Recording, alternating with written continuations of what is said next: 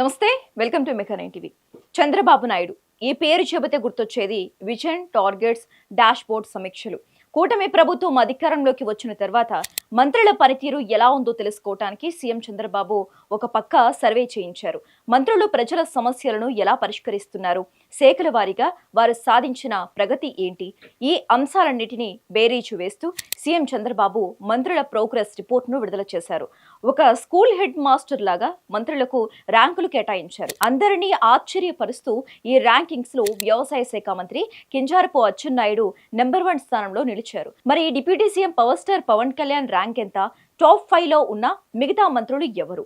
చివరి ర్యాంక్ లో ఉన్న మంత్రి ఎవరు? ర్యాంకులు తక్కువ వచ్చిన మంత్రులకు చంద్రబాబు ఇచ్చిన సీరియస్ వార్నింగ్ ఏంటి? ఏపీ రాజకీయాల్లో ఆసక్తి రేపుతున్న మంత్రుల ర్యాంకులను మనం తెలుసుకుందాం.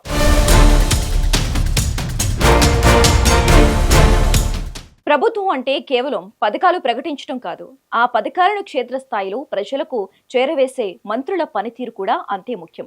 పాలనలో తనదైన మార్కు చూపించే ఏపీ సీఎం చంద్రబాబు నాయుడు తన కేబినెట్ మంత్రులకు ఎప్పటికప్పుడు టార్గెట్లు ఇస్తుంటారు. తాజాగా మంత్రుల పనితీరును సమీక్షించిన ఆయన వాళ్ళకి వచ్చిన మార్కులు, ర్యాంకుల చిట్టాను నేరుగా వారి ముందే బయటపెట్టారు. ప్రజల నుంచి వస్తున్న ఫీడ్బ్యాక్, పీజీఆర్ఎస్ ద్వారా పరిష్కరిస్తున్న ఫిర్యాదులు, శాఖల వారీగా సాధిస్తున్న అభివృద్ధి ఆధారంగా ఈ ర్యాంకులను డిసైడ్ చేశారు. ఈ రేటింగ్స్ లో సీనియర్ మంత్రి అచ్చెన్నాయుడు అందరినీ వెనక్కి నెట్టి ఫస్ట్ ప్లేస్ కొట్టేశారు. అచ్చెన్నాయుడు ఈ ర్యాంక్ సాధించడానికి ప్రధాన కారణం ఆయన క్షేత్రస్థాయిలో ప్రజలతో మమేకం అవటమే.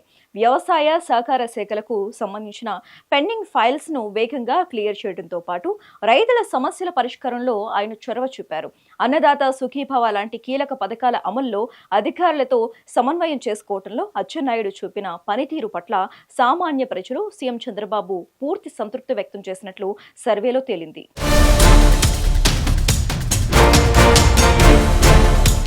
ఈ ప్రోగ్రెస్ రిపోర్ట్ లో అచ్చెన్నాయుడు తర్వాత నిమ్మల రామానాయుడు 2వ ర్యాంక్, టీజీ భరత్ కు 3వ ర్యాంకులు సాధించారు. ఇక అందరి దృష్టి డిప్యూటీ సీఎం పవన్ కళ్యాణ్ పైనే పడింది. ఈ సర్వేలో ఆయన 4వ స్థానం సాధించి టాప్ 5 లో నిలిచారు. ఒకవైపు జనసేన పార్టీ అధినేతగా బిజీగా ఉంటూనే మరోవైపు తనకు కేటాయించిన పంచాయతీరాజ్, గ్రామీణాభివృద్ధి, అటవీ శాఖల్లో పవన్ కళ్యాణ్ తనదైన మార్క్ చూపిస్తున్నారు. ముఖ్యంగా గ్రామాల్లో రోడ్ల మరమ్మతుల కోసం చేపట్టిన పల్లె పండుగ, త్రాగునీటి కోసం జల్ జీవన్ మిషన్ అమల్లో పవన్ వేగం పెంచారు. గ్రామ సభలను విజయవంతంగా నిర్వహించి రికార్డు సృష్టించడం ఆయన రేటింగ్ ను పెంచిందని విశ్లేషకులు చెబుతున్నారు. అయితే హోంమంత్రి వంగలపూడి అనిత ఈ విషయంలో ఆఖరి స్థానంలో ఉండటం చర్చనీయాంశమైంది.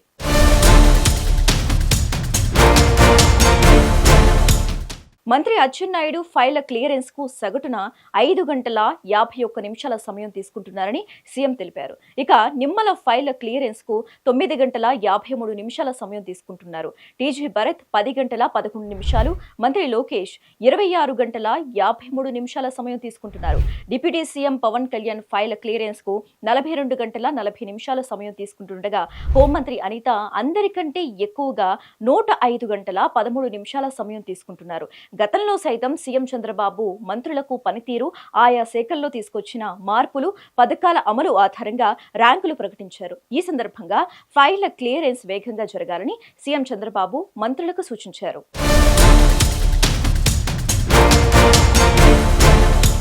టాప్ ర్యాంకర్లో వచ్చిన మంత్రులను అభినందించిన సీఎం చంద్రబాబు రేటింగ్స్ తక్కువ వచ్చిన మంత్రులకు మాత్రం గట్టిగానే క్లాస్ తీసుకున్నట్లు తెలుస్తోంది. ప్రజలకు అందుబాటులో ఉండని ఫైల్స్ పెండింగ్ పెడుతున్న మంత్రుల పనితీరు పట్ల సీఎం అసంతృప్తి వ్యక్తం చేశారు. రాబోయే 3 నెలల్లో పనితీరు మార్చుకోకపోతే తీవ్ర పరిణామాలు ఉంటాయని, శాఖల మార్పు కూడా ఉండొచ్చని పరోక్షంగా హెచ్చరించినట్లు సమాచారం.